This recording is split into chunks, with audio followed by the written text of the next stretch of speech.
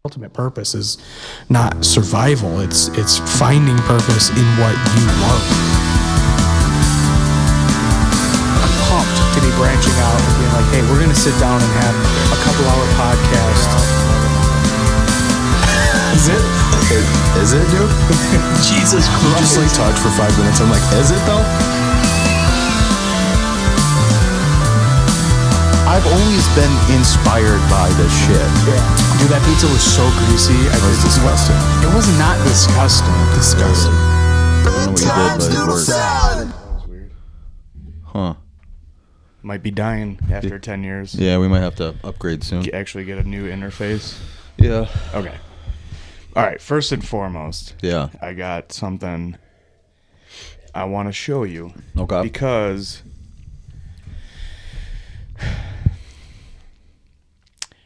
I feel like we always do our podcast in the vein of like vulnerability and like trying to talk about whatever issues or whatever topics come up. It always comes up in the vein of like we're trying to learn or like we're trying to understand why things aren't going the way that we expected them to go. Mm-hmm. So we got one of our clips. We got a bunch of hate. Mm-hmm.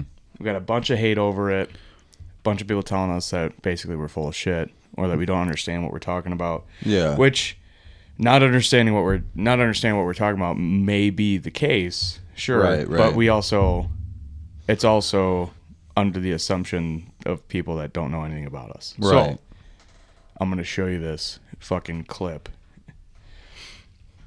It's kind of awkward trying to spin this around, but I'm going to show you this video that I just put out today.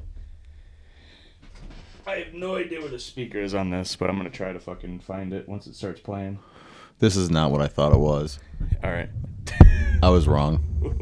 Instantly wrong. Yeah. I'm not even going to tell you what I thought it was. Okay.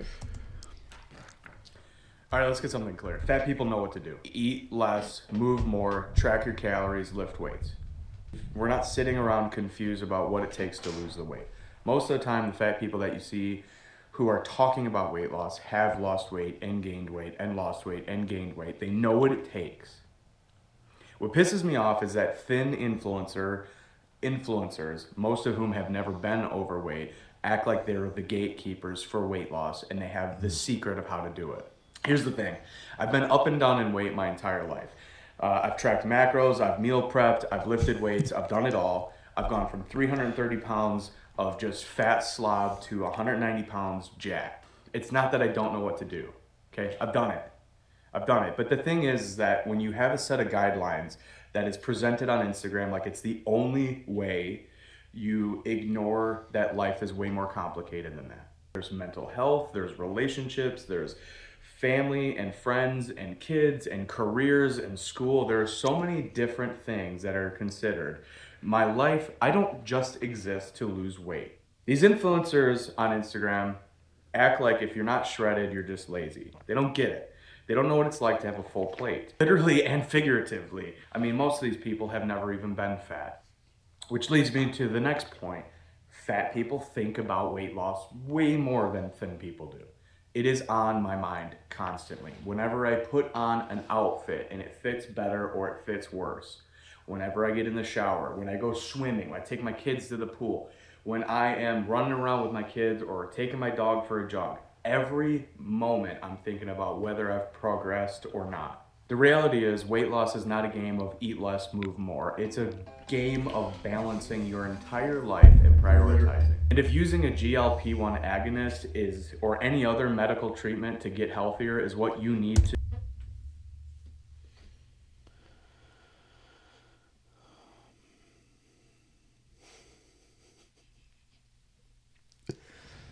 All right. We're good now. You sure?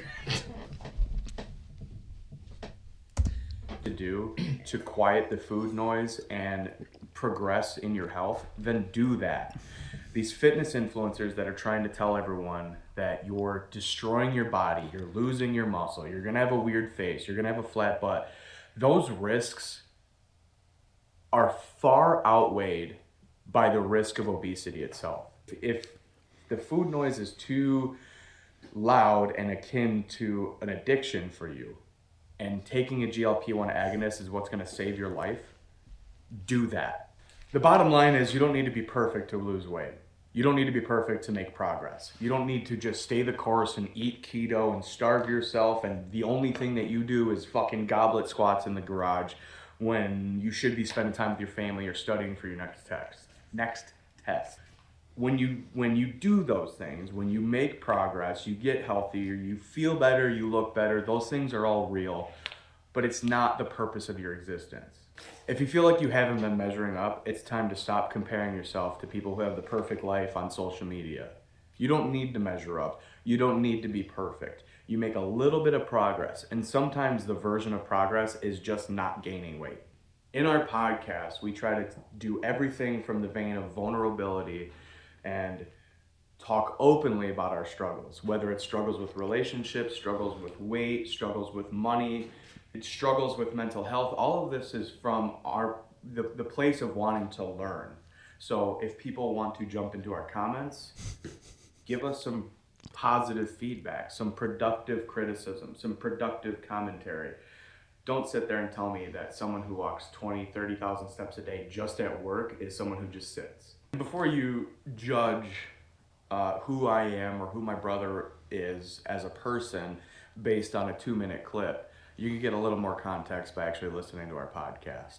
Because a 2.5-hour conversation about how to lose weight, where we've been successful in the past and where we've failed in the past, cannot be boiled down to a 30-second clip.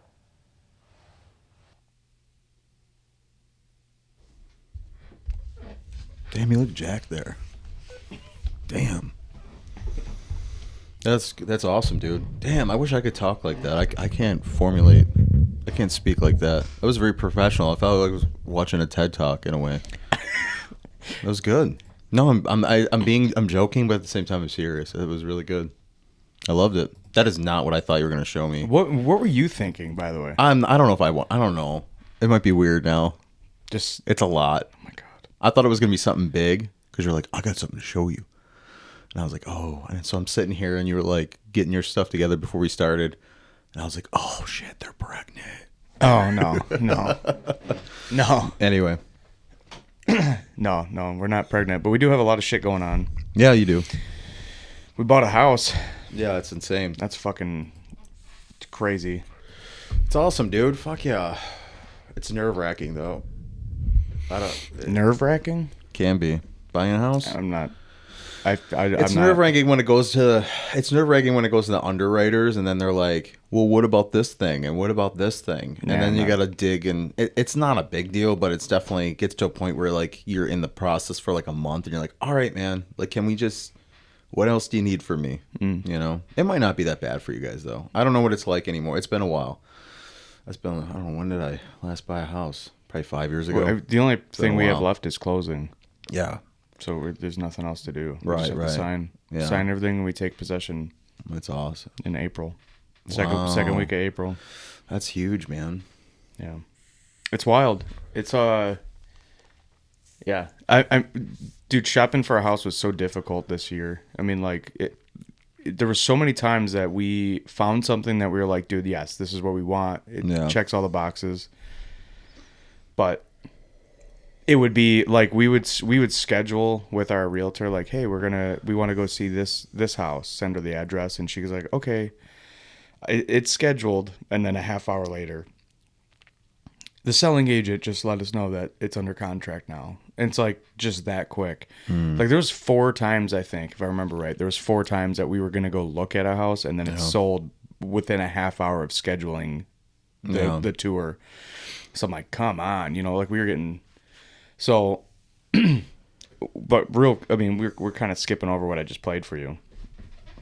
I mean, I think in that video, I think I said everything I wanted to say, but the thing I would say the thing that is frustrating about being a fat guy who's lost weight and gained weight and lost muscle and gained muscle and like tried to find a balance somewhere in there is that whenever I am fat or like I've gained weight back, people instantly like start disrespecting you.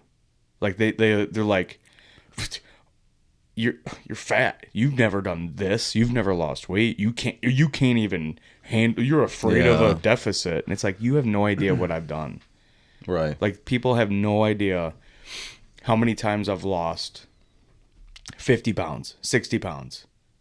They don't know. I mean, how many hours I've spent in the gym, and that's just like the active work. It's not even how much time I've spent thinking about this shit, you know, or reading about it, or listening to podcasts about it, or like trying to understand nutrition better. And it's like, I don't know why it's natural and easy for some people, and like for other people, it's like I'm fighting an addiction. But to be judged by some fucking 20-year-old on Instagram because we posted a clip from a fucking 2-hour conversation considering what is going on.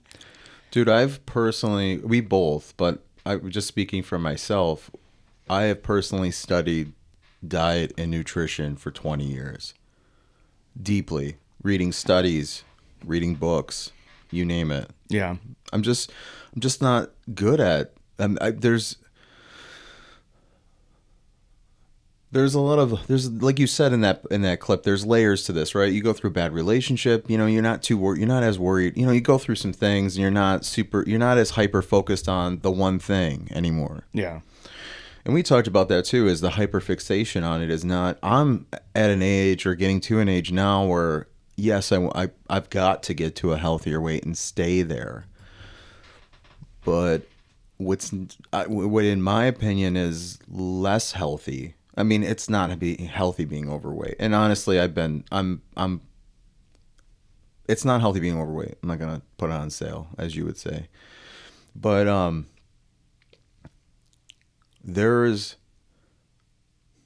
when you're someone who's like yo-yoed for 20 years, longer than my entire life, really. I mean, I went into 6th grade 200 pounds, you know. I didn't look...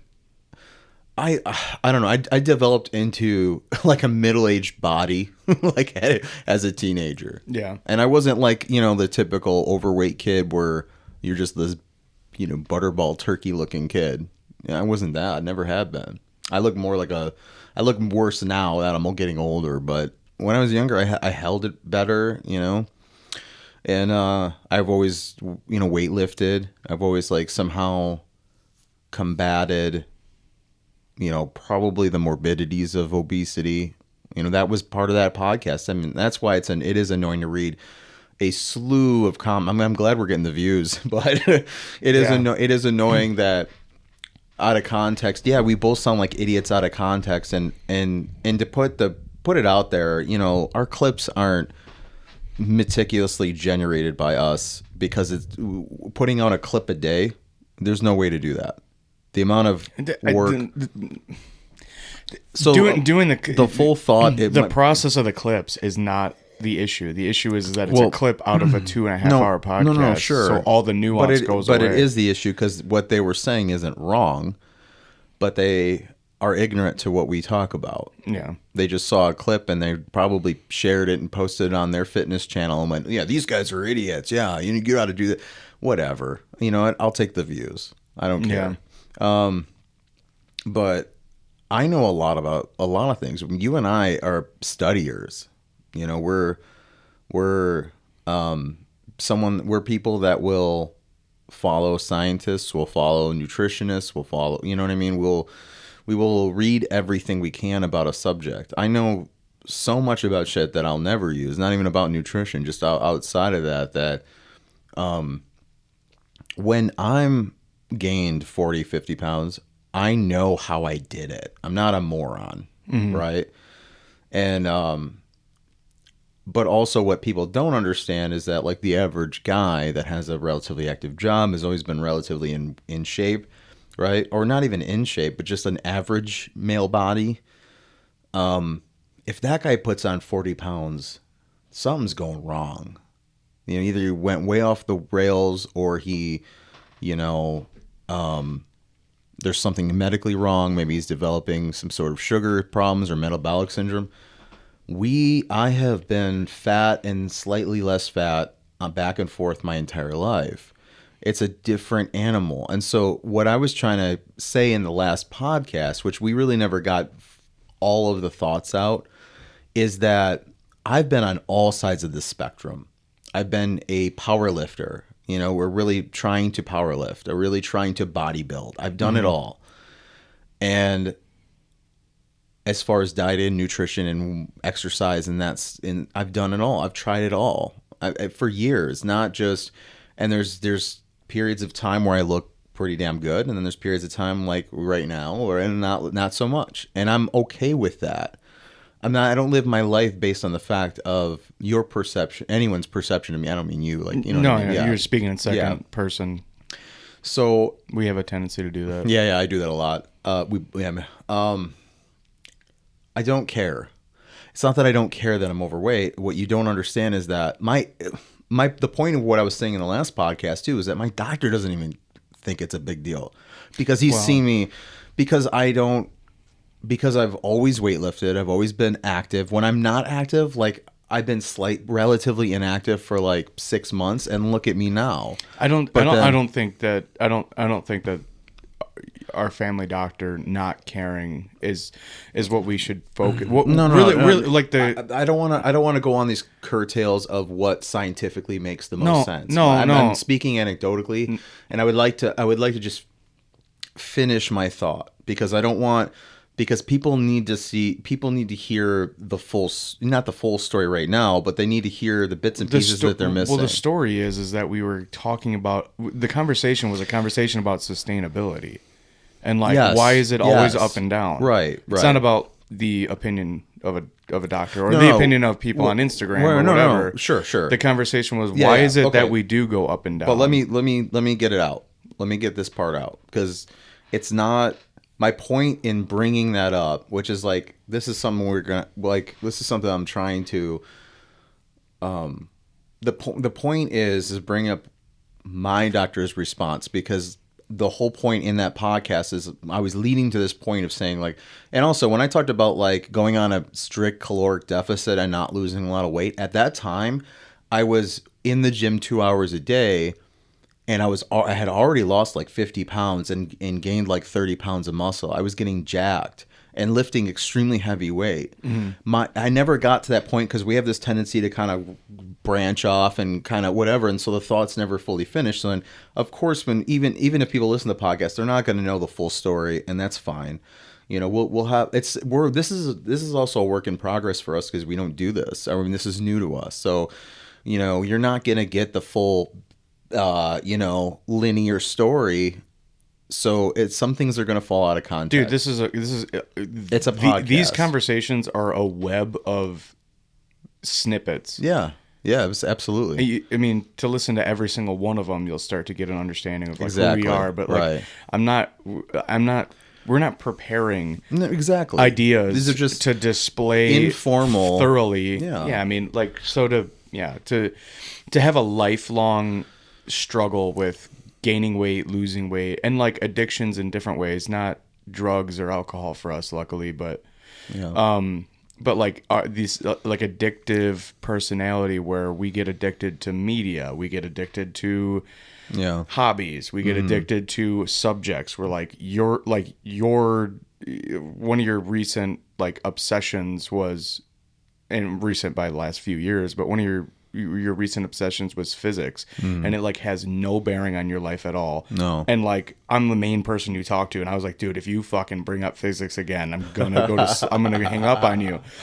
But like, we have this addictive personality where like there is no such thing as modulation. There is no throttling. Like for me, if I find a new band, I only listen to that band until I never want to hear a fucking song by them again. Right. And that's my version of it. Or like if I start a TV show, I'm like, I have to watch only this show until I get it over with. Yeah. But like, to circle back to food and weight loss and weight gain, it's like when I get in the mood of, all right, let's lose weight again, let's get serious again. That sometimes becomes the only thing I think about. Yeah. And then when I taper off or I get to where I want to be, then I'm like, all right, I don't care anymore. The rails are off. Yeah. And it's not like I go and binge until I'm 300 pounds like in a couple of months. It's like, it took me 2 years. Like I got down to, when me and Paige first started dating, I was like 220, 230. Yeah. Like flat stomach for me is like 220. Yeah. So I was like maybe a little fatter than that.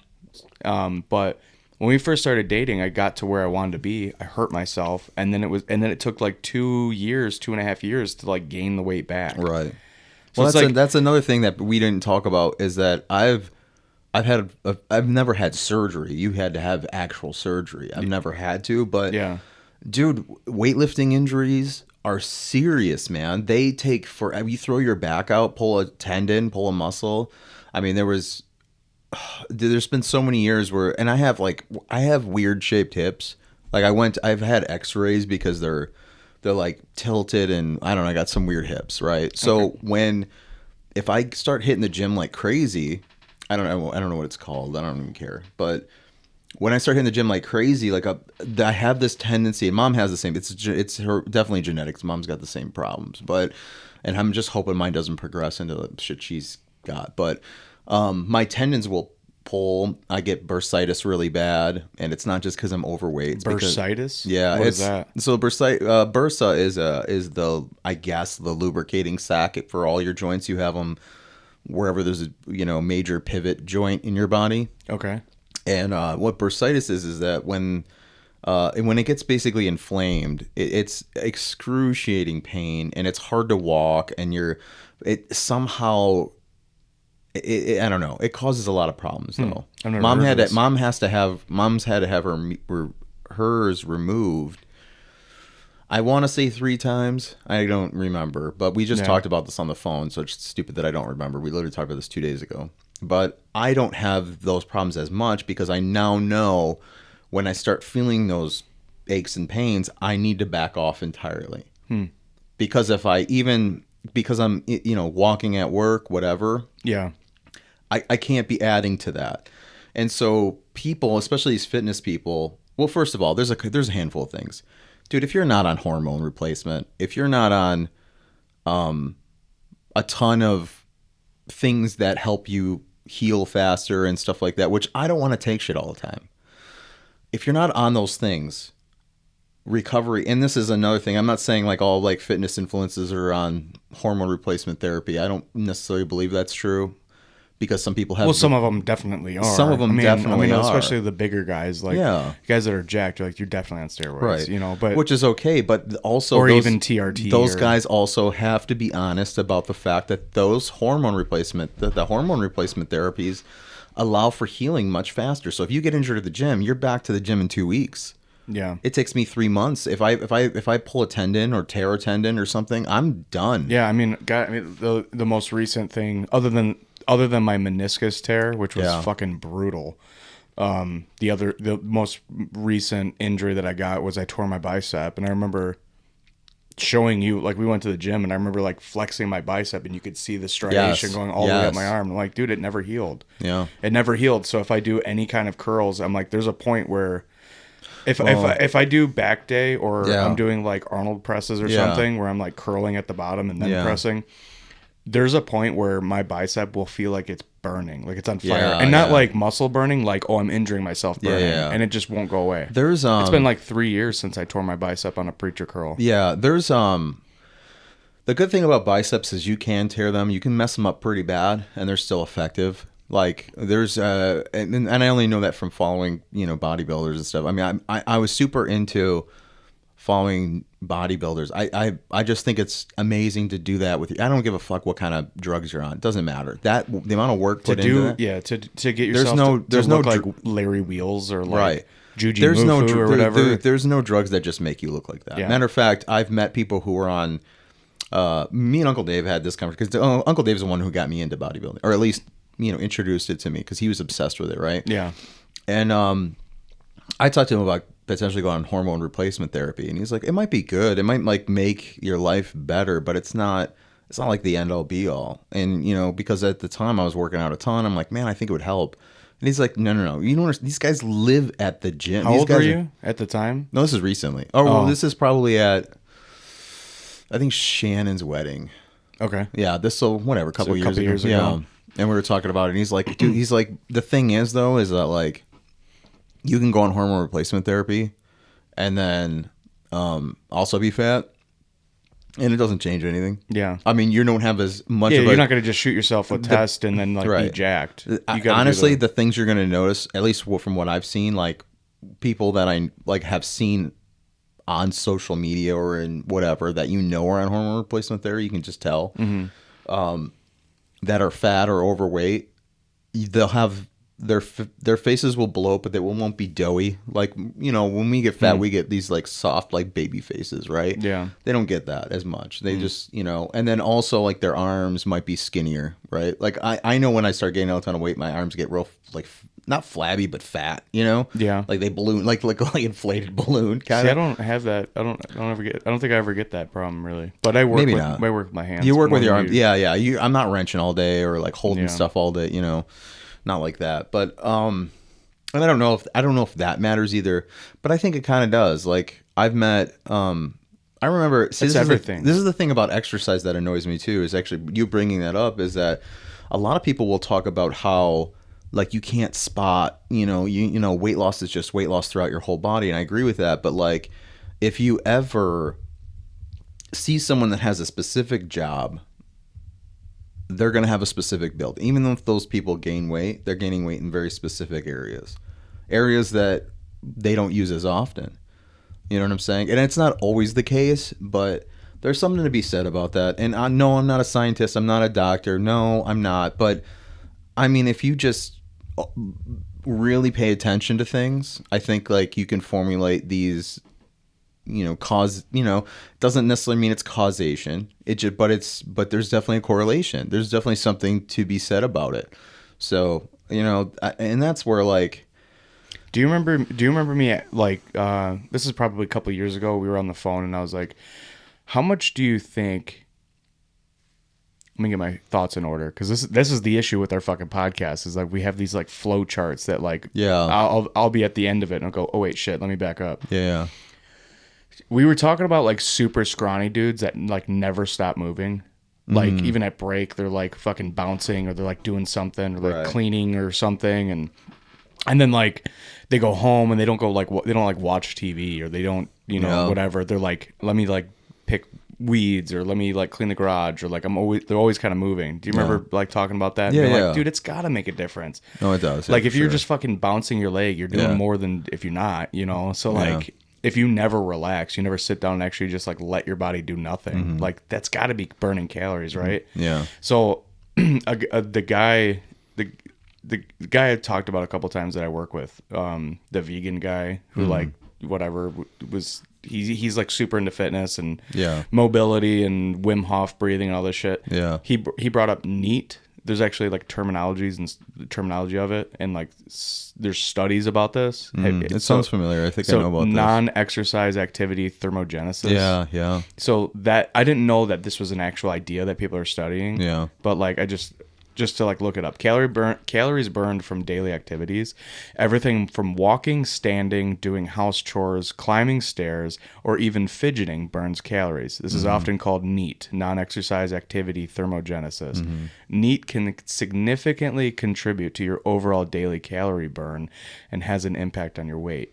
Small amounts of activity throughout the day can add up to a large calorie burn over time. For example, a person who walks a lot, takes the stairs, or does physical tasks throughout the day can burn a lot more calories even without formal exercise. Right. And NEAT tends to be easier to maintain in the long term, as you don't need to dedicate a specific time to go to the gym to be active.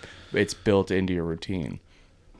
So that it makes me wonder, like, if there's any actual studies, and I probably could look it up, but I wonder if there's studies of like someone who has a sedentary job, like an office job, and has a dedicated like 1 hour gym routine every day versus someone who has like a physical job but doesn't actually lift. Dude, we've talked about that plenty of times. 100%. Yeah. Dude, like I said, like last two, you know how hard it was to maintain my just being obese the last 2 years? I mean, if I know you like I don't believe that you like, I went a year like on, I mean, I had some cheat days, but rarely.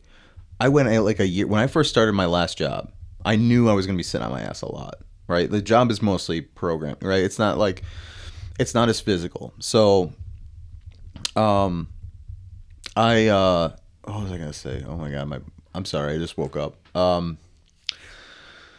I knew that I was gonna have to eat very low calories. So like I went on like a chicken and rice and broccoli diet, and it kind of worked. But dude, I'm telling you, being active makes such a huge difference, man. There's such a huge difference between working out. I will say this though, it was a lot easier to put on when I was weightlifting for 2 hours a day. I was putting on muscle so quicker than I ever have, and I'm 38 years old. That shouldn't even be possible. Especially, I'm not on any kind of hormone. Obviously, you can look at me and know I'm not on any kind of like TRT, right? I look like Michelin state man. Yeah, but I was gonna bring that up too when you were saying should you go on hormone? What? I said the wrong thing, but yeah. Oh, I mixed the Michelin Man and the State Puff guy together. You're like Michelin Puff, Michelin State, Michelin State. Dude, I went to Michelin State. Yeah. Anyway, there's also got your if you're taking test or something, or you're on TRT when you're young. Yeah. Which being in your 30s is young to be on TRT. Yeah. That's gotta affect your body's want to produce it itself. Yeah, it does. And I wonder if there's like if you're creating damage in a roundabout way by being like, oh, I'm on test, but now I kind of have to be on test forever. Yeah, 100%. Yeah, There is ways to wean yourself off, but it's a process. Yeah. It's like you have to slowly come off. But is that worth it? And then you got to pay all that money to get your there's so many blood ways markers checked. I mean, to naturally raise your test levels. Like diet and diet, and just losing weight. I mean, definitely just being a healthy weight for sure. Dude, that's another thing. Is that once you get the weight off, it is, and I'm talking about to a point where you are like biophysically producing hormones in the way that you should be. Yeah. For that weight. Whatever it is, I don't know. I don't know all the physiology behind it, but if you get to that point, it is kind of easier to keep it off. But you got to get to that point. Yeah, that's like the non-scientific thing that like Johann Hari talked about in the Magic Pill, which I talked about a lot in the last podcast. Yeah, is that your body has a set point. And your body really like he quoted Robert De Niro losing weight for Raging Bull and was like, my body did not want to lose the weight. Yeah, he's like, I can't believe how hard it was to go from my size to whatever he needed. Well, it wasn't even jacked. It was like shredded, like because he's like this a lightweight boxer or something in the movie, right? So like he's just like dropping fat to like shred up, and so he like paraphrases him. Johann Hari paraphrases Robert De Niro in his book and says like he couldn't believe that his body would not let him lose any more weight, right? And he was so I found this. Mm-hmm. A study in 2004 published in the Journal of Obesity Research looked at the role of NEAT, which is the non-exercise, what was it? What's it stand for? Blah, blah, blah. Let me go back to find that. Non-exercise activity thermogenesis. Non-exercise activity thermogenesis. So, a 2004 study published in the Journal of Obesity Research looked at the role of NEAT in weight management. It found that people with higher levels of NEAT, e.g., those who fidget, walk more, or have active jobs, tended to maintain a healthier body weight without engaging in structured exercise like gym workouts. Mm-hmm. The study suggested that NEAT can be a more significant factor in preventing weight gain than structured exercise, especially for people who might not have time or interest in going to the gym. NEAT accounts for a large part of daily energy expenditure, and individuals with high NEAT levels could prevent or maintain weight gain effectively, even without dedicated workouts. NEAT might be particularly important for people who are overweight or obese, where small increases in daily activity can lead to significant calorie burn over time. I mean, dude, that's interesting to me because the culture is like diet, meal prep, gym, Well, because they're selling you something. I mean, you have to believe it yourself, especially if that's how you're doing it. Yeah. You have to believe it. And I tell you what, my version of this, I mean, like I'm a pipe fitter. I have a physical job. I climb ladders all day, climb stairs all day. I bend, I stoop, I lift, I wrench. It's physical. Okay, I don't want to derail. Sometimes it's not physical, but there's studies about that too, but specifically about squatting and crouching. Yeah. That doing those throughout the day not only makes your lifespan, I don't know, there's the more any kind of morbidity drops. You can look this up probably if you want. But there is who was it? My God. I'm sorry, I'm bad at this. There was a well-known exercise and nutritionist that I saw on a podcast. And they were saying there's recent studies that say that squatting. Oh, it might have been Rhonda Patrick, but I could be wrong. I don't know. While there isn't a specific wealth of specific research directly linking the act of squatting and crouching to reduced morbidity, there are several studies and health theories that support the idea that incorporating these movements have positive effects on your overall health. Yeah. Squatting and crouching engage various muscles, particularly in the lower body, and can improve joint mobility. Yeah. By performing these movements, you're encouraging flexibility in the hips, knees, ankles over time. This may help reduce the risk of joint stiffness, which can contribute to conditions like osteoarthritis. But will also a non-direct thing that this would, like, doing those things would help. If your body hurts and because of a lack of mobility, you're going to do less naturally. Yeah. You know, if your hips are all tight, your ankles are tight, it's like, dude, I got to sit down. I'm hurting. Mike Israetel actually talks about this, and he goes, if you go to the gym for 2 hours a day and then you can't do anything else, you are defeating the purpose unless your purpose is only to build muscle. You're not going to lose weight. Yeah.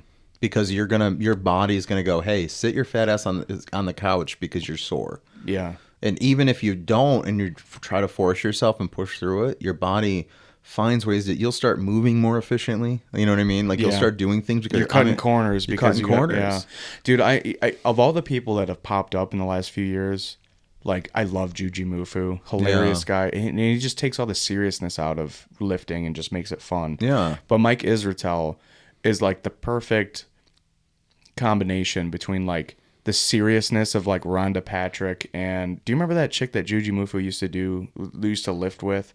She's real serious. I think she's a doctor of some sort, like a doctor of physiology. Honestly, I don't recall. But anyway, like, Mike Israetel takes, like, the seriousness and just kind of sands it away a little bit. Makes it a little fun. Like, don't fucking do that, you know. I love his content. Yeah. I fucking love it. I was watching it in front of Paige, and she was like, why is this the thing? And I'm like, I don't know. I don't even care about what he's talking about, but I just love Mike Israetel? Yeah. Dude, I've been watching his channel for a handful of years now, and I like the guy. Yeah. I like him because he's funny, he's serious, he's also a dick when he needs to be. He's also, but he's also, you can tell by the way he talks that he has compassion because, by the way, he used to be a power lifter, right? And used to be extremely obese. But, I mean, that kind of goes hand in hand. He used to be extremely obese? Like, well, for his height. He's very short. And, like, when he was from lifting or, like, being a fat ass? Both. He talks about it. Okay. Pretty I don't want to say maybe obese. I mean, medically obese. Not like, he's just a fat piece of shit. Not that, you know. I mean, but he talks about it on his thing that, you know, he used to be really high up there. And he's a short guy. Really short guy. But he also has videos. I mean, he throws around some weight, or used to. He has to. I've seen the first time I heard of him was someone talked about his TED Talk on a podcast. So I looked up his TED Talk. That I've never seen. The TED Talk is probably from 15 years ago. I mean, he looks like a completely different person. Yeah. But I watched that and I was like, I got to learn more about this guy. He's very interesting. Right? Yeah. And then I found his channel and, like, the Renaissance period, I can't even say it. Renaissance periodization. That's the worst name. Yeah. It's like, for marketing, that's the worst name. Like, your name should be easily remembered and easily spelled. It's stupid because I should know this, but I don't. I know for a fact that it's some sort of diet and exercise terminology. It's a weird combination of words. It's kind of like, I was laughing. This is a little off subject, and we don't need to get into it, but I just want to throw this out there, is that, like, that thing I posted about, like, on Facebook for you or whatever, there's a little bit of word salad in there, and when I read it back, I was like, I should not have put that in there. It's sometimes you just say, sometimes when you're like intellectual, like, you'll just say normal shit, and then all of a sudden you'll say a sentence that sounds like it's written in a medical journal, and you're like, I shouldn't have said that. That's just silly. I'm gonna read this because I don't want to talk about weight loss anymore. I'm sick of fucking talking about weight loss. I know. If we talk about it long enough, we might burn enough calories when we lose a pound. Now. Yeah, man. But you know what? I'm afraid of a deficit, so you got to stop talking about it before I fucking. You know what though? By the way, I do want to throw this out there. I'm not offended or bothered by what those people are saying because they don't know your story. They don't know your story, and they're not wrong. They're not wrong. That's the funny thing about it is like everything they said is basically true, but it's also things we've said in every podcast. But it was presented to us as if it was like, hey, you guys don't realize this, but like if you just had a deficit, it's like, come on, that's why I posted in that video. Yeah, that's why there was like a fucking reel of like, look at me super fat, now look at me jacked. Right. Like I have been through all of what you're saying. Yeah. This is not news to me. It's just where my priorities right now, and like what are the things that are holding me back, or like maybe I'm not. Well, the whole point of our conversation was that for us it takes a lot of work, and it's funny because I did kind of snoop on their Instagrams. Oh, I found one of them on LinkedIn. He's got a fucking psycho. They're psycho. They're like, I'm gonna run 20 miles. It's like, okay, yeah, of course you're jacked. One of the guys talking. I don't want to do that. One of the guys talking shit has a wig on in his LinkedIn profile, and I was like, I'm just gonna leave this alone. Yeah. Literally has a wig on. I'm like, that's hilarious. Teach their own. I don't judge. I do. Fuck them. I don't at all. All right, moving on. So you posted on my Facebook because I graduated. I finished school. I took my STAR exam. Yeah. Journeyman pipe fitter. Have finished my apprenticeship. It's fucking 5 years of hard work. 5 years of, learning not only the discipline of welding and these different processes, but also learning the trade of pipe fitting. So yeah, I finished. I fucking got there, which is crazy. It's weird to think, like my youngest is 6 years old, and it's crazy. Like he was in diapers when I started the apprenticeship, wild. And he wasn't even born when I applied. Yeah. So it's wild that it's over. But all right, so you said some silly shit in here, so I'm gonna read it, and then you tell me what you're talking about. You said, if this makes me cry, I'm deleting this episode. No, don't do that. All right. I want to see you cry. There's no greater joy in my life than to watch you sob. Yep. That just unlocked so much understanding of my childhood. Wait a minute, I wasn't that mean to you. No, you weren't. You were just fucking. We always hung out. See, this is the thing too. Is that we got to remember. I want everybody to know, like me and you have always done almost everything together. We skateboard. I was a fat ass trying to skateboard because you skateboarded. I was never good at skateboarding either. I mean, I could do like. You were a lot better than me. You could do like a varial kickflip at least. I could skate apart. Well, I could do. I mean, there's a video of me out there tray flipping a two-stair at Mott High School in Waterford. Oh yeah. But I land. Well, I almost. You gotta. Is it online? You gotta find it and post it. That'd be sick. Yeah, I'll find it. Okay. All right. So you say. I just want to say how proud I am of my brother Matt. Having gone through some extremely difficult times, he pushed through and became a man and a father one could only hope to be. We haven't always seen eye to eye, but contrarian tendencies tend to give us our intellectual and adaptive capabilities. That's the word salad. That's the word salad. Jesus Christ. I didn't even mean to do that. Yeah. God, that is fucking... I didn't even think that. I thought less about that. You know what's weird? That's my normal... That's my stasis. You know, that's my homeostasis. That's your homo. I should have been in like some professional field, but I don't like talking like that. It makes me cringe. You're like, yeah, so anyway, you fucking homo. He has just turned out. He's just turned out as a journeyman and has incredible things happening in his personal life that is exciting to say the least. Who would have thought that the dorky, aspiring skateboarder / rapper would have turned out to be heading to the top of the skilled trades tier and becoming a family man and become the family man he has become. You were saying about being an intellectual, you used become twice in the same sentence. No, I know. A solid relationship with someone who after the loves his children and whom his children love. Things have truly come around for the family as a whole, and I'm very happy about the future. Not only are you my best friend, there's been spans where you're my only confidant. Aw. Thank you for being honest, real, and holding me accountable when I've been lacking. You kept me moving forward when it seemed as though I had no purpose or future. I'm blessed to have you as my brother. On that note, buy a new drum set. Let's finally make an album. Yeah, that's nice. Thanks, man. Yeah, dude. And then later that night, I text you. You gotta let me finish my fucking thoughts, you piece of shit. You know what's funny is when I sent that, I was like, God, I just ruined that whole Facebook post. Whatever. I was like, but that's what I do.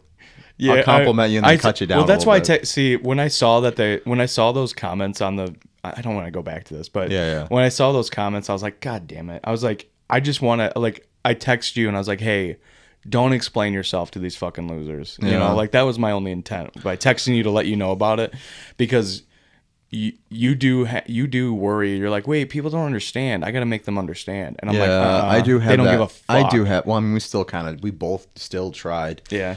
But I was doing it to be funny. Yeah. Like, I was like, one guy was like, you don't understand how calories work. And I was like, as a fat man, I was like, I have so much more experience with calories than you. Like, that was and I thought he missed the joke. He's like, oh, I doubt that or something. But then he commented back and was like, no, I used to be fat. So I was saying, and then he was like, what came off as super shitty. He turned around and was like, yeah, good luck. Like, I hope your engagement's really high and like, good luck with your podcast. I was like, I don't understand. Yeah. You just like, it's weird. It's weird that people want to cause conflict online. I mean, do you know how many big name podcasts are out there that like say the wrong shit all the time? Like, not even out of context. They're just saying misinformation constantly. Just lying. And with confidence. Just for content or whatever. Dude. Lying with confidence, and then being like, this is the reality of it. And but that's the thing about us, is like, I'm never presenting what we're saying as if this is it. Yeah. It's always coming from the place of like, I don't know, I'm trying to learn, man. Like, like, I'm 31. Why am I fat and then not fat and then fat and then not fat? Well, that's like, the thing. I gotta, like, why can't I settle in? People like you and I who have read about a lot of stuff and know a lot of things that most people don't, we tend to come off like we've talked about my old group of friends or whatever. There used to be like kind of a running joke that like a lot of things they say come with a disclaimer. And it's true. I always have to come with a disclaimer because people don't know what I'm talking about, and it gets misinterpreted all the time. Well, also, you in my head, understand I'm like, something without implementing it, and that's kind of been our issue, with weight stuff. What do you mean? Like, you can understand how the nutrition works. You can understand what needs to change, but without having the willpower or the care to implement it. Exactly. Yeah. And people assume that you're ignorant because you don't. It's like just like, if I gain weight and then some guy's like, you don't eat vegetables. What do you eat? And I'm like, too much of everything. Yeah. Like, you think I don't eat vegetables? Vegetables are delicious. I'm growing a fucking full garden of vegetables. I think though, I just eat too much. I'm curious. So, I'm going to tell you right now. I'm usually pretty good about this because I do read a lot of medical stuff and I read a lot of science stuff. So going back to the physics thing, I hope I can curtail, or not curtail. What's the word? I can go off a little bit here.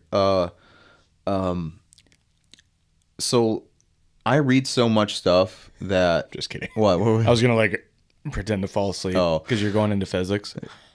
Oh, how did you know? Is that did I put on? I just knew it. Made well, you kind of. Well, no. I'm not going into physics, but I've always read a lot of stuff about everything: nutrition, science, physics. If you say the word Higgs boson, my contact is gonna pop out. No. I'm not. It's funny.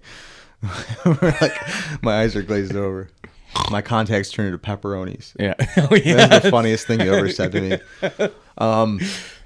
So because I've read so much stuff, I'm usually pretty good at foresight, like where the science is going to lead to. And I've always been really good at that. Like, I probably should have gotten into Yeah, you've always had pretty good instincts on that kind of thing. So, and there's a lot of things in physics. When I was really into it, I would make these have these thoughts I bet you it's this, and then a couple years later they're like, oh, breaking news, and it sure enough is. But it's because I'm not an idiot, right? I not only can study stuff, but I know what they're talking about when they talk about it. But anyway, I'm the same way with medicine and science, and I have this suspicion that there's a correlation between brain function. And I know this is going to come out. I have a strong feel. There's a correlation between brain function and being obese. And the reason I say that is I think that people who are intellectuals, it's not, we always think that we need food to fuel the body. Well, what isn't discussed enough is that sometimes the wrong food is, our brain really likes the wrong foods. And it's not just because of the dopamine hit. When you have like a high sugar diet or a high carbohydrate diet, your brain is on like rapid fire. And so if you're someone who's studying all the time, researching all the time, like I've dabbled in physics, I've dabbled in medicine and nutrition, I've dabbled in music composition. I mean, these aren't just dabbling. I'm obsessed. I mean, I'm obsessed with a lot or have been in the past. And so I think that down the road, it's going to be a little ways out because it's hard to prove that. I personally think that people who are constantly, every person I know that's a highly intellectual has problems with weight loss. There's got to be a correlation there. And I think what it is that people who are constantly focusing on stuff or constantly researching or constantly doing stuff. And I'm not saying, it's not like most scientists aren't out of shape. Most scientists aren't 300 pounds. No, I'm not saying that. And those people are intellectuals. What I'm saying is I think that if it's not your job, like I work 10 hours a day, 11, sometimes 12 hours a day. And then I get out of work and I'll either compose music, I'll study, I'll research stuff. Mm-hmm. That's a long fucking day of doing shit. And so I think there's a and then you're also not physical, so you're not burning those calories. But I think, this is, and I'm just saying this, I'm talking out of my ass right now. So don't like post a bunch of hate because I'm just going to end up being clipped out and out of context for sure. But, or text hate, well, whatever. I don't even care because the views are great. But I'm telling you that studies will come out eventually that's going to correlate highly intellectual people. And I think there's something, how we talked about before that, like, you think like ADHD is not a real thing. I was joking when I said that. Okay. Yeah, no, that was, I kind of figured joking. You were, but I'm not saying it's not, but I think that people with extremely high functioning brains have a problem with overconsumption. Because I think in order to keep that firing, like, dude, if I diet, I can't think like I think right. Like right now, I've got a bit of brain fog. I'm speaking well, but that's just because I'm really masking the fact that I can't even think right now. But I'm dieting right now, and like I've had like maybe 800 calories in like the last 2 days, and that's not purposeful. It's just my appetite is like slowly withering away, which happens. I'll go through like a binge and then gain a ton of weight, and then my appetite will just suppress on its own sometimes. It might be psychological because I know I'm like, oh, like I'm squeezed into this chair right now. Okay, this body needs to adapt to normal living. But I think I don't know if there's anything out now. There probably isn't, but I am positive. Because there's been studies about, it being correlated with stress, hormone issues. I'm telling you right now, because I think all those things kind of go hand in hand. I think like being hyper intelligent, always trying to study stuff, always trying to keep your, There's some information here. You found something? That I found, yeah. Hell yeah. Okay, the connection between intelligence and the reward system and overeating is a fascinating area of research, as it touches on various aspects of psychology, neuroscience, and behavior science. Mm-hmm. The reward system and food. The brain's reward system is deeply involved in regulating behaviors that are essential for survival, such as eating and reproduction. The system includes dopaminergic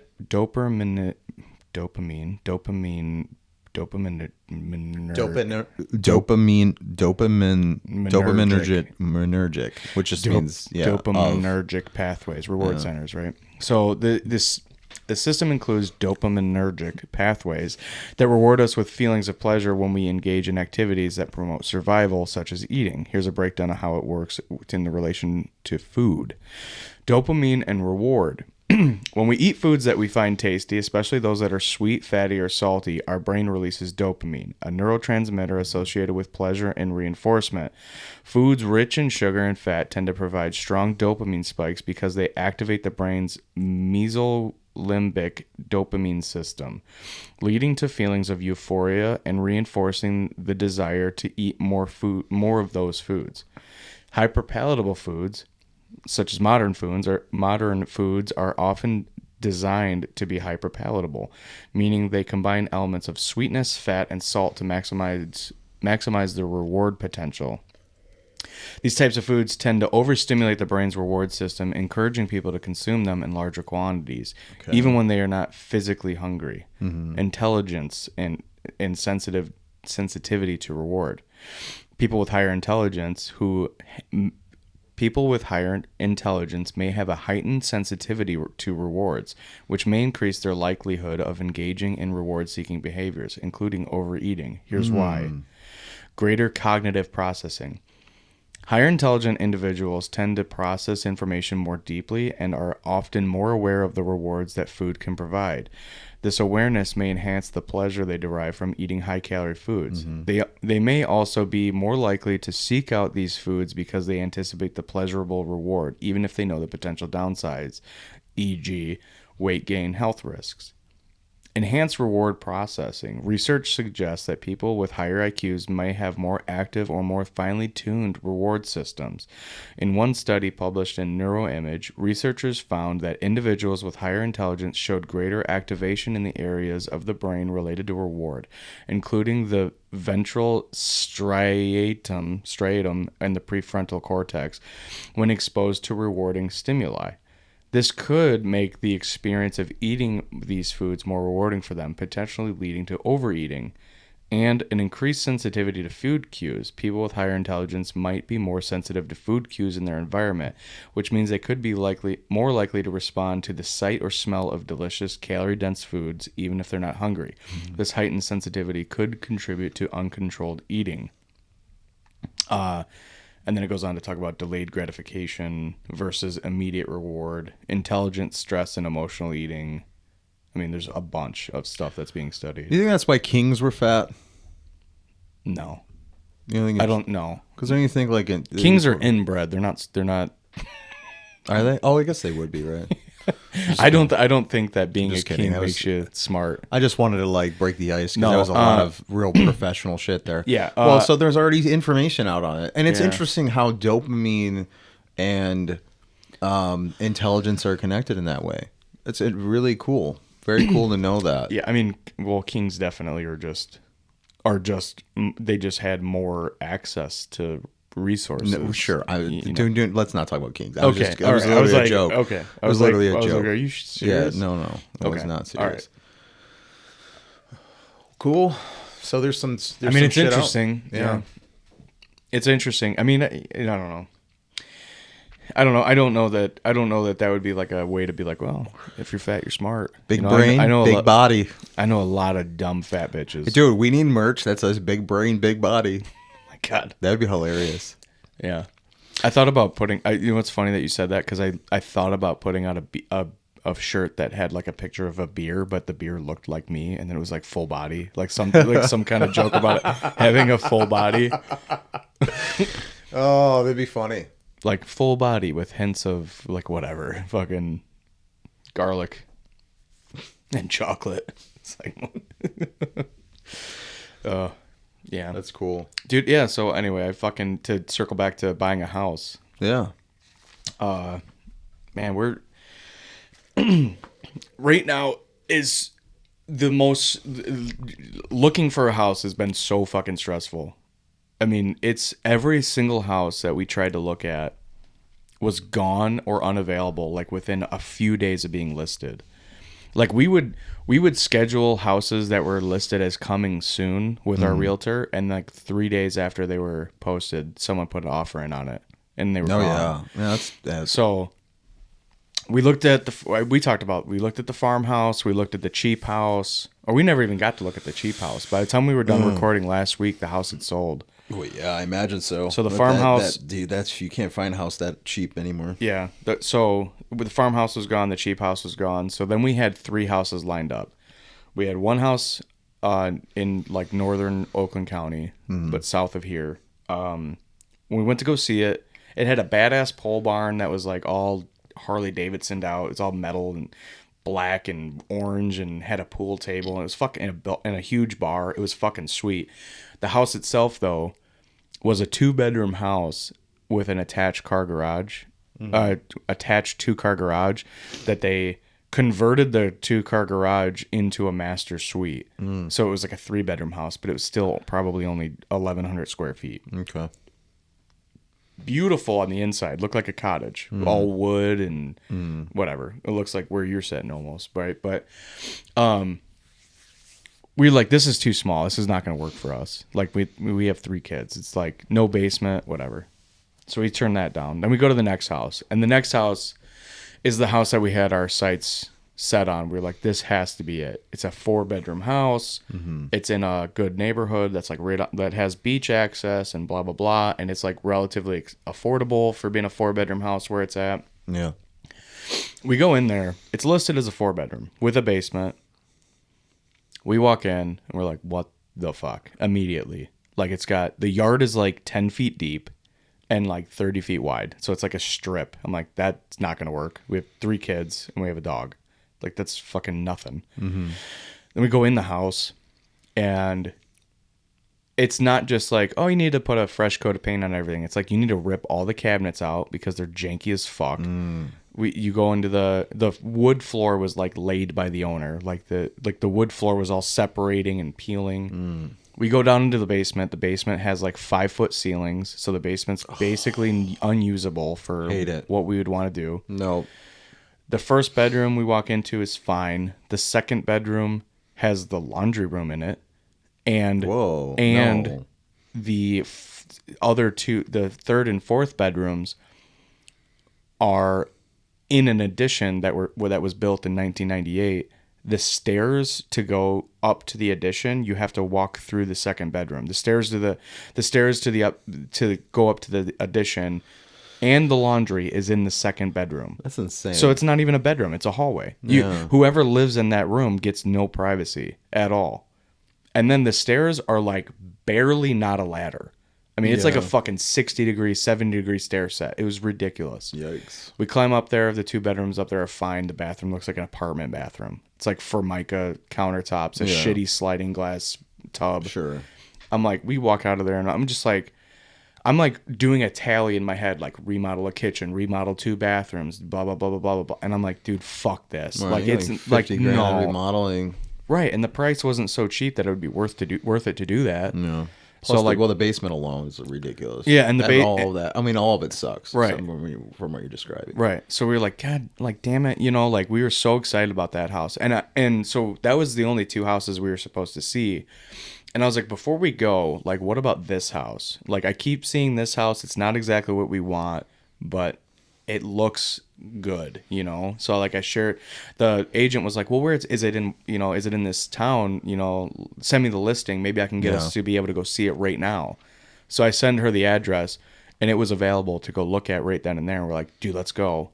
We go to look at it. We walk in. It was just like, finally, a normal ass house. Like we walk in, it's brick ranch, 3 bedrooms, 1 bath, finished basement, attached garage. It's on a main road, which that's a bummer because we have 3 kids and a dog. But but we walk in, and it is so well maintained. It's just like a regular old lady house. Just everything works. Everything's clean. There's nothing. There's no like some major character of the house. It's just a 3-bedroom house with a finished basement. There's a bar down there. We're like sick. Yeah. And we're like, and me and Paige just got this like fear of missing out. And we're like, dude, every house that we've looked at has disappeared. So we were with our realtor for like 4 hours that day. And like, that doesn't ever happen. The realtor wants to be with you for 15 fucking minutes, right? So we were like, okay, let's talk about this like right now, because this house is very clean. It's very well maintained. Yeah. It's just not everything we want.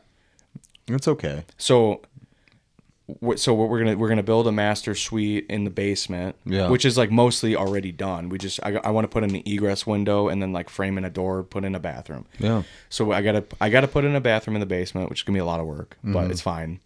And then put up a fence. But man, to walk into a house that's smaller but very clean and very affordable, it's like, fucking yes, finally it's over. Like this tension of like it like shopping for a house, like no one talks about this, but like shopping for a house, it becomes like an addiction of like every time I have a free moment, I need to be researching. It's like, oh, I got a lull at work, Zillow. Oh, I got a minute. Let me check Realtor.com because they don't have all the same listings. Oh, let me check fucking Remax or whatever. Like, let me check every fucking website. See, let me check coming soon. Let me check if things are listed wrong. You know, let me look at the houses that don't have basements just in case there's one that does and it was listed wrong and I haven't seen it yet. Right. You know, so it's like you become this, like I became this fucking crackhead, but like my addiction was like looking at houses. I swear to God, I probably looked at the interior of 700 houses online. Well, I have. It's so dumb. And then like we were also like adjusting like our budget. We're like, well, maybe if we do like $50,000 more or $100,000 more, and then all of a sudden we're looking at houses where like that would be fucking $5,000 a month on a mortgage. We're like, what are we doing? Fuck that. We're not doing that. Right. You know, and then we had to like reset and go like, okay, let's adjust our expectations, because either we're gonna live way the fuck north, or we're gonna adjust what we want as far as bedrooms and square footage and property. But man, when I tell you that the relief of finding the house that we're actually going to buy and actually move into, I mean, it was like, it happened quick. You guys were quick about it. Dude, that's awesome. It didn't feel quick. I mean, we got serious last month. Yeah. But we've been window shopping at houses for like 6 months. Oh, for sure. Yeah. You know? So like to finally be like, okay, this is real. This needs to happen now. And that's what I'm saying. To find something within a month and then get to the point of, you know, closing. Yeah, that's crazy. That's quick. We close in a month. That's quick. We close in 3 weeks. Yeah, it's great. And then we take immediate possession, which is amazing. I mean, look, well, I mean, fingers crossed, man. I don't want to jinx anything, but like we have our inspection on Sunday, or tomorrow. So as long as that goes well, and I'm privy, you know, I did maintenance for so long that like I know what to look for. And the furnace is basically new. The hot water heater is basically new. They have like this hypoallergenic system built in. So I'm assuming that the woman that lived there had maybe asthma or something. But you can, I don't know if it's, I think it's called contingencies. If there is an issue with the inspection, either the seller can fix it or like you can pay to have it fixed and just take it off the sale price. Yeah, Chris and Shannon brought that up to us last night. We went out to dinner with them last night, and they brought that up. We're like, because they had an issue, like their roof needed to be replaced, so they got a quote or whatever. They got a few quotes, and then they split the cost with the owner. So they like, we'll pay for half the roof if you take half the roof off the price, right? You know, which I don't think. I'm pretty well versed in maintenance. I didn't see anything wrong. Yeah, nothing. I mean, there's like missing trim pieces, bullshit like that. I didn't see any water damage. Under the counter, under all of the cabinets were dry. There was no water damage going up the walls. The furnace looked great. The hot water tank looked great. Like everything was like rock solid, man. Yeah. And I'm like, yes, like saw cutting the basement floor and fucking building a bathroom is gonna suck. And then we also have to build 300 feet of fence, which is gonna be expensive, and it's gonna suck. But we're fortunate enough that we have a friend that builds fences, so me and him are gonna do the labor together. So I'm not gonna have to pay for the labor. It's just gonna be me and him out in the sun, fucking putting a fence in once the ground's thawed out, you know. Yeah. But so thank God I have that, and then I'm a pipe fitter, so it's like I'm not afraid to glue some PVC together and, you know, put a basement in. I mean, put a basement bathroom in. So I'm excited, man. I mean, like we got a lot of projects to do now, but I'm so relieved.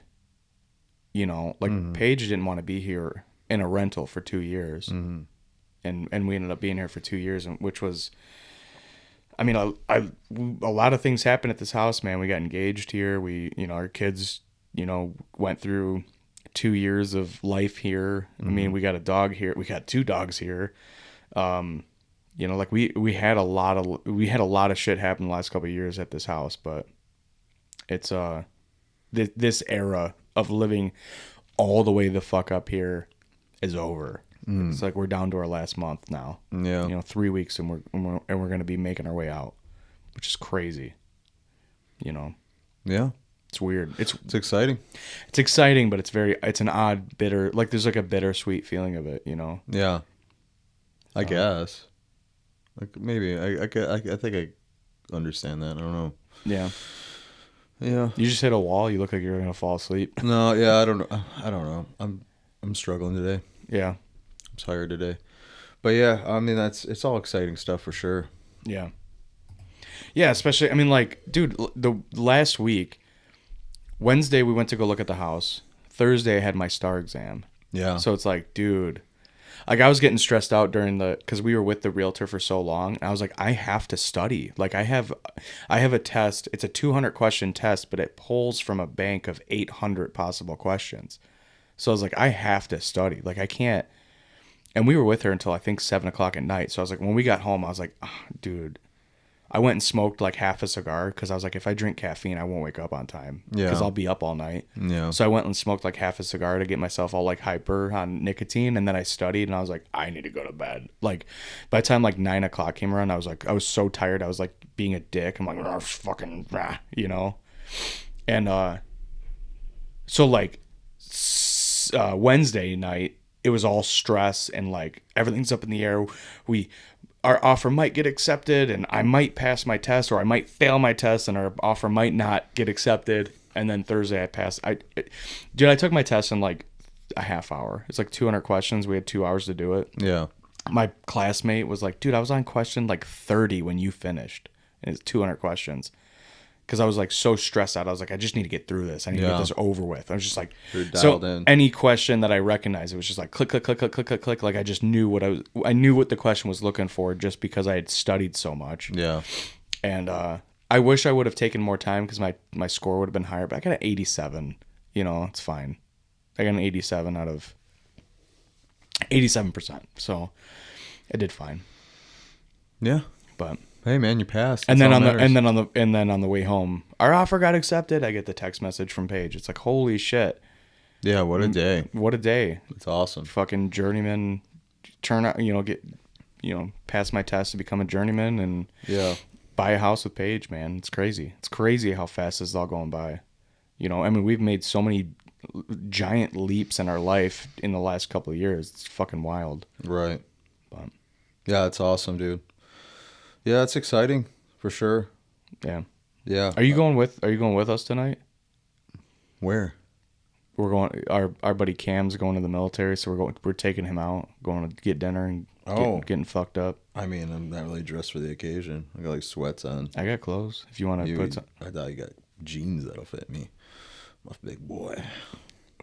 I'm a big boy. I'm Jabba the Hutt. I don't know. Jello the Hutt? Jello the Hutt's awesome. No, Jabba. Did you say Jello the Hutt? I said Jabba, but I said it weird. I said it very...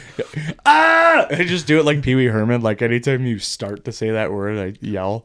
Yeah. Dude, Paige has programmed that word right out of me. I use that word constantly. Yeah. And now whenever I hear it, I'm like... It's like instead of like Pavlov's dog where he's drooling, I'm like... Whenever I hear that word, I'm like waiting to get slapped in the back of the head. I'm like, oh, you're not allowed to say that anymore. But do you want to go? I mean, if I got clothes you can throw on. Yeah, I mean, yeah, probably. You're wearing sweats. And I was gonna go hang out with Dad, but I think I don't want to sit out in his garage and smoke a cigar. It's 30 degrees outside. Yeah, that's what's gonna happen if I go over there. So I might. I mean, we're going to a bar and we're just gonna like eat and drink and talk shit. Yeah, maybe. Yeah. I wasn't anticipating it, but yeah, maybe. Dude, it's wild. I mean, Cam, who's leaving, texted me and was like, hey, you want to go golfing? Like last week, it was like 70, and now it's fucking 30 again. Yeah. God, I hate this time of year. Just pick a lane. Let it be fucking 60 and just stay there. Yeah. I was out in the yard, and it was just like, out in the yard the other day, it was like 60 out, which sounds cold, but in Michigan, after all the winter, it's like 60 feels amazing. Oh, it's awesome. I was like, I'm not going inside. I feel so good being out in the sun. Oh, yeah. Just like seasonal depression goes away, and just like the radiation, just like, oh my God, yes, it's so nice dude, out. I get seasonal depression so bad. Yeah. So bad. I don't want to do nothing. I wish I was a bear so I could just hibernate through the winter and just sleep. Yeah. And wake up 3 months later and be like, oh, cool. Or 2 months later. I just slow crawl. My loose skin's just flopping. And I just slow crawl into my den. And I'm like, all right, time to eat something. Yeah. Fuck yeah. I hate the winter. Yeah, I hate it so much. Do you think it's... I don't think I get it as bad as you, but I'm always outside. So I think that has to do with it. I think that has something to do with it. Well, in the winter, I don't want to be outside ever. Yeah. Unless there's like a relatively warm day and the sun's out. Yeah. But even on a relative, like on a 40-degree day, a 40-degree day with the sun out, I'm okay with that. But any colder than that... Dude, a 40-degree day, I would ride my motorcycle. Yeah. Like, that's fine to me. Yeah. I mean, God, when me and Paige met in February, I rode my bike to her house. Yeah. You know, there's fucking snow on the grass still. That's crazy. It's great. I feel like I hate being chilled to the bone. It's like... I mean, I was wearing gear. It wasn't like I rode there in a t-shirt. I was wearing fucking bibs layers, and a winter coat. You were layered I actually up. stopped. There was a liquor store down the street from her house. She was on a road like on a lake, and there was a liquor store that's like attached to the lake that everyone goes to over there to like get pizza. Yeah. But I stopped at that liquor store to take the clothes off so that I wouldn't look like fucking Ralphie from A Christmas Story when we met for the first time. Because I was like wearing a hoodie and a winter coat and bibs and like winter gloves and shit. I was like, I gotta strip down so I don't look like a fucking moron when I get there. Like get off the bike and I'm like walking like a teddy bear because I'm so layered up. Yeah. But I loved riding my bike in the wintertime. I miss that bike. In the wintertime, that's insane. Well, it's got fucking... I hate that. I hate everything you just said. The fairing is perfect. You don't feel a fucking gust of wind. Yeah, that's cool. And then it had an adjustable windshield, so yeah, you raise the windshield up a few inches, you're not even feeling any air on you. Yeah. It's great. And that bike, that's not bad. That bike fucking ripped. I shouldn't have sold it. Yeah. I miss that bike so much. That bike fucking ripped. 150 horsepower. Stupid. Yeah. Stupid. You saw me on that fucking thing. Dude, me and Chris, when Chris had his Tesla Model Y, me and Chris raced on the freeway. And it was like neck and neck. I was actually really impressed by the car. When we had our housewarming, Chris was talking about how fast his car is. I was like, let's go do a poll. So I got on my motorcycle and we got out on the 75. And we just fucking opened up. And I was like, dude, holy shit. Yeah. Your 4-door sedan is like as fast as my fastest fuck bike. Like, that was wild. That's crazy. I mean, I think I started to pull away. But what's funny is that when we got back, his wife was like on the Tesla app and was like, 140? You fucking idiot. 140. And I was like, dude, or 140. Like, I think I was doing like 150 by the time we stopped. Holy cow, man. That's so fast. In a car is a fucking wild choice. Yeah.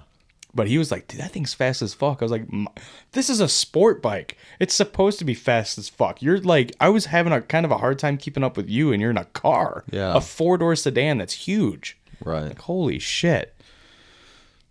That's crazy. I didn't know it had that kind of power. It's amazing. Yeah. What makes it that? Is it the efficiency that makes it so fast or something? Well, there's in an internal combustion engine, you have to rev up to get all of your horsepower and all your torque available to you. An electric motor is instant, all of it all the time. Oh, it's a torque thing. And well, I don't fully understand, but every electric car that I've been in, there's a couple of slow ones that I've been in that was like, this doesn't feel like much different. Yeah. But like even in a Ford Lightning, like, you know, we built the Ford Lightning plant. I was there for like a year and a half building the Ford Lightning plant, and my foreman got into one. with the whoever, the fucking project manager or whatever. So my foreman got to get in one, like one of the very first ones that come out of that factory. Yeah. And he's like, he got on it and he's like, I could not get my head off the headrest. Yeah. Like when he when he floored it in the fucking truck, he said his head was glued to the back of the fucking headrest. He couldn't pull his head off the headrest because of how powerful it is. Jeez. And then when I got in Chris's Tesla, I was like, oh, that feeling is wild. Yeah. You know, because instant. The G forces that are on your body are amazing. It's like, holy shit, you can't move off this. That's cool, man. It's a wild feeling, but yeah. Fuck yeah. Yeah, we should get ready to go fucking send Cam off to the Air Force. Get him all fucked up. I've talked about Cam a couple times on the podcast. He's the one that's gigantic, just sweetheart. Yeah. He's like 6'8" or something, 6'9" or something. He's gigantic. Mm-hmm. But he's just like the sweet, like he's got the innocence of like a kid. He's just like a sweet boy. Yeah. I was telling you about the fucking mechanical bull at the wedding. And like everyone was having to like get momentum to jump up onto the mechanical bull. Yeah. But he's so huge that he just like walked up and like let it go in between his legs as he walked over it. That's crazy. He's huge. Yeah, he's gigantic. He's a foot taller than both of us. Yeah. He's huge. That's wild. Yeah. But he's sweet. He's like this, like, we are all lucky that he's a sweet man because he could just fucking pick us both up like, I don't like you. Just like, it's huge. But yeah, dude, we should get ready. All right, man. To go send him off to fucking the Air Force. But yeah, fucking whatever. Like, subscribe, you know all the shit to do. Peace. Later. Ultimate purpose is not survival. It's finding purpose in what you love. I'm pumped to be branching out and being like, hey, we're gonna sit down and have a couple-hour podcast. Is it, dude? Jesus Christ. You just like talked for 5 minutes. I'm like, is it though? I've always been inspired by this shit. Yeah. Dude, that pizza was so greasy. It was disgusting. It was not disgusting. Disgusting. Good times.